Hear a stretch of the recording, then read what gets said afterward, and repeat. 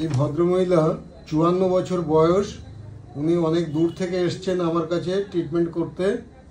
উনি বাগদার কাছাকাছি ওনার বাড়ি। ওনার বাঁদিকে প্যারোটিড গ্ল্যান্ডে ফোলা ছিল।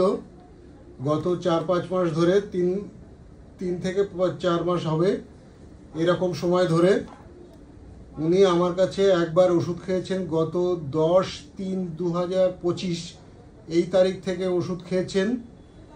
আজ হচ্ছে 8/4/2025। এই 1 মাসের মধ্যে ওনার প্যারোটিড গ্ল্যান্ড অন্তত 12 আনা 75% কমে গেছে। এখন উনি অনেকটা ভালো এবং সুস্থর পথে।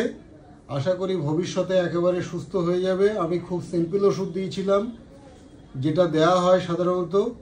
বেলেডোনা 200 দিয়েছিলাম।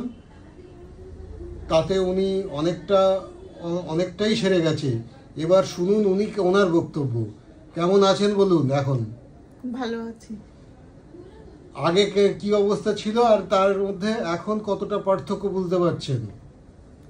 আগে অনেকটাই ফোলা ছিল, এখন আর নেই, অল্প একটু।